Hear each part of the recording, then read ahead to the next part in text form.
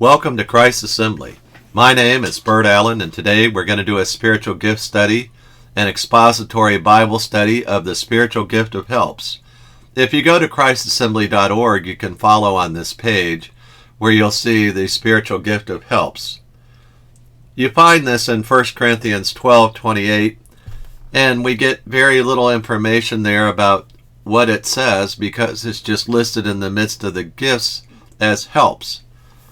Before we go farther, though, I want to draw your attention to the updated study found in the ebook you can download through the website called Spiritual Gifts Empowering Life Today. It has the broadest, best, up-to-date treatment that I produced of the spiritual gifts, and I think it would be a help and a manual to people looking to understand what gifts they may have and what the gifts look like in the New Testament.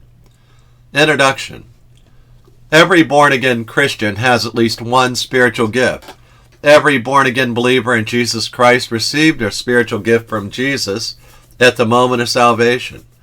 Please recall that one spiritual gift may have a variety of ministries with a variety of effects. Therefore, if the spiritual gift of helps with that single gift, you may have a variety of ministries and a variety of effects. Although not all believers have the spiritual gift of helps, they should be careful to lay hold of people for the purpose of helping them pursue the glory of God. The meaning of the term helps. The term used to describe the spiritual gift of helps means a believer with a special ability to lay hold of someone for their benefit. This word only occurs in the New Testament in 1 Corinthians 12:28. We have little information, direct lexical information about this gift, but we can still learn a lot about it by studying that word and related words as that word's used in the New Testament. Helps and the spiritual gifts. All believers must know and use their spiritual gifts to the glory of God. All believers, not just pastors and church leaders, perform the work of helps. With all believers, while all believers must perform the work of helps, only some believers have the spiritual gift of helps, bestowed by the Holy Spirit upon some, but not all believers, as a gift of grace which works according to His power. The New Testament diversity of the term helps. The Greek term translated as helps has no other appearance in the New Testament, as we mentioned above, outside of 1 Corinthians 12:28. Therefore, we do not see any direct use of the term in the New Testament to understand its meaning. It was used in the Septuagint, which is the Old Testament translation that translated into Greek and some other stuff. The use of the term helps in the Septuagint. Please recall that the Septuagint is not inspired like the Old Testament. Only the original autographs of the New Testament and Old Testament are inspired.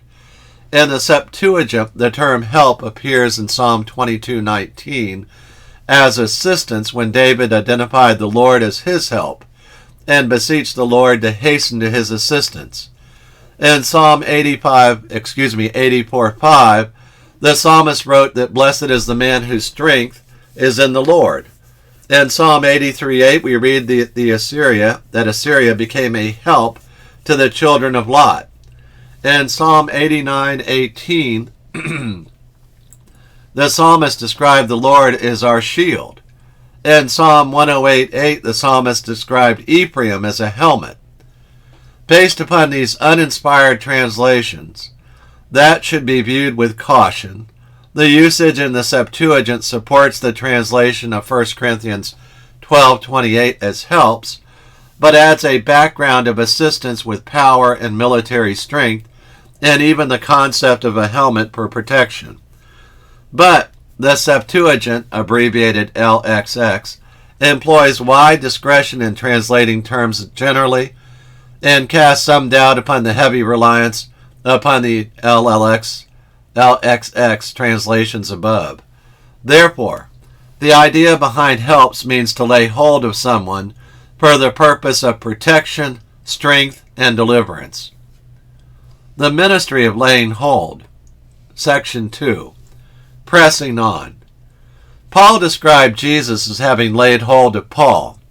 While Jesus has a firm grip on Paul, Paul continues to press that he may lay hold of the prize of the upward call of God in Christ Jesus. Notice the interaction between the two grips. Jesus first grips and lays hold of Paul, and then Paul strives to grip the prize of the upward call of God, the very purpose of Jesus gripping Paul in the first place. Paul did not struggle to release the grip of Jesus, but to fulfill the grip of Jesus by laying hold of the prize of God's upward call. Excuse me. One grip strengthens the other grip. Identification.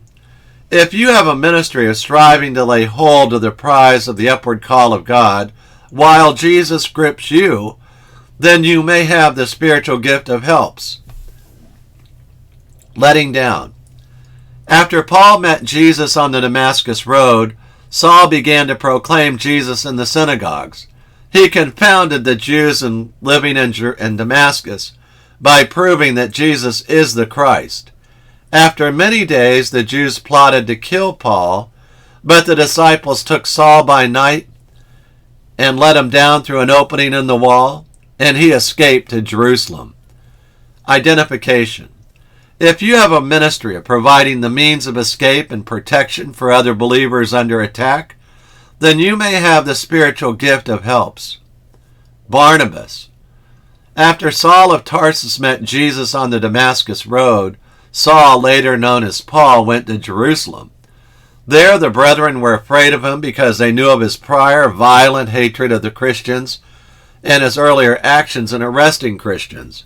Many believers in Jerusalem did not believe that Paul was a disciple. Barnabas, however, took hold of him and brought Paul to the apostles who received him, so that he was with them, moving freely about Jerusalem, speaking out boldly in the name of the Lord.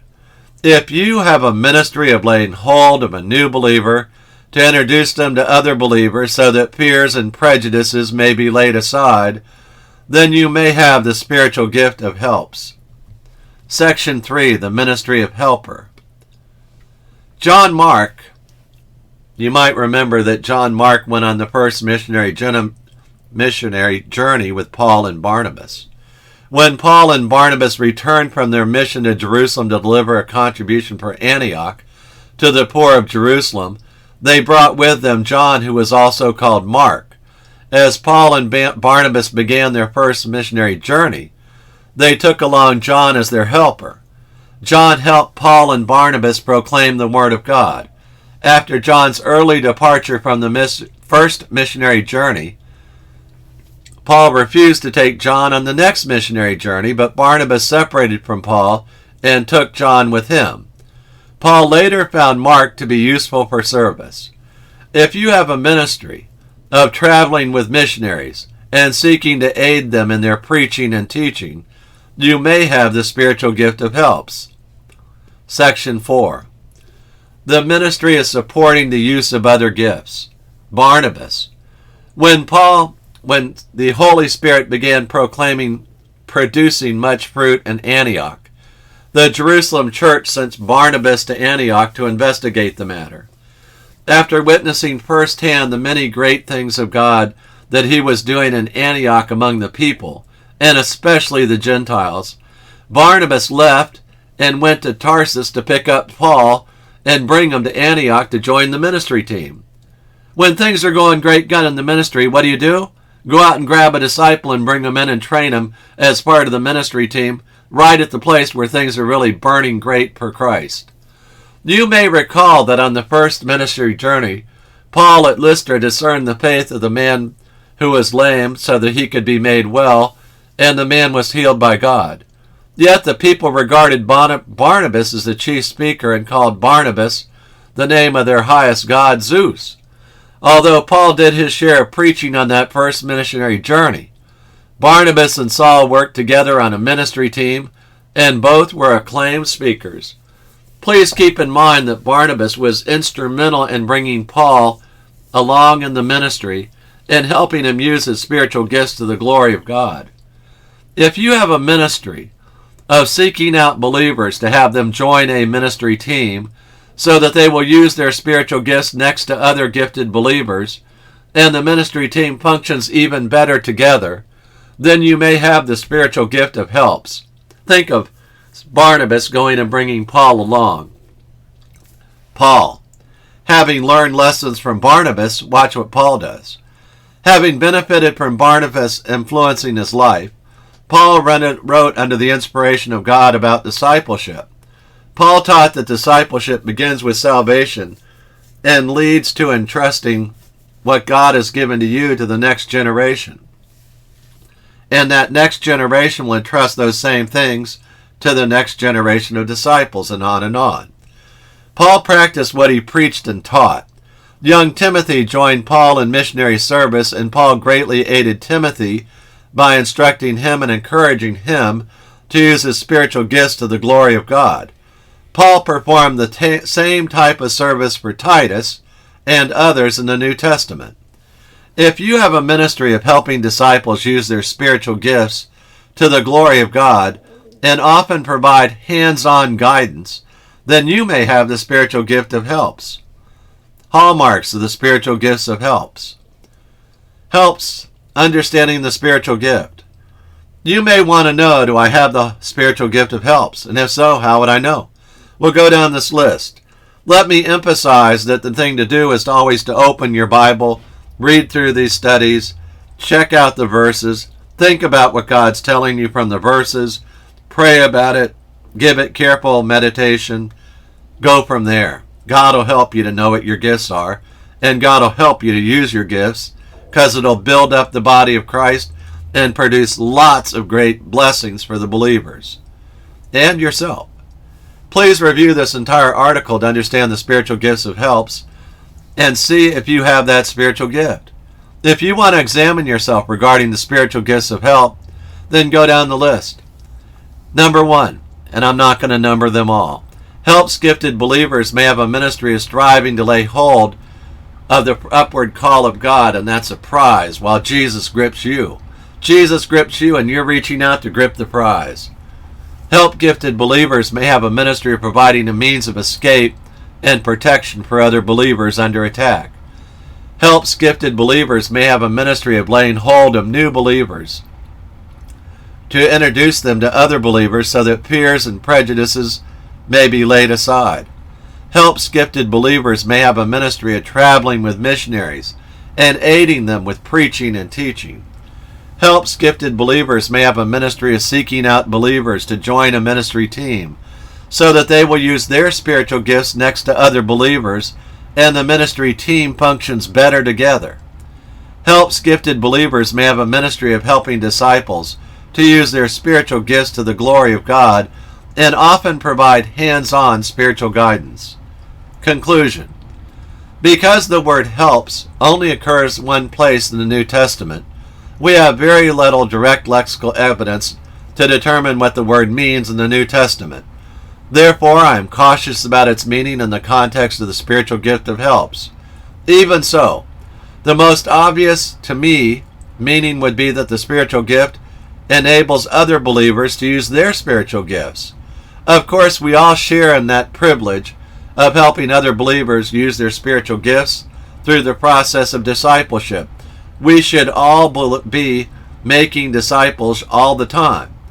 But these people shine brightly using their gift while striving to lay hold of the prize, providing escape and protection for other believers, introducing them to others, and overcoming fear and prejudice, traveling with missionaries, and seeking out others to join a ministry team.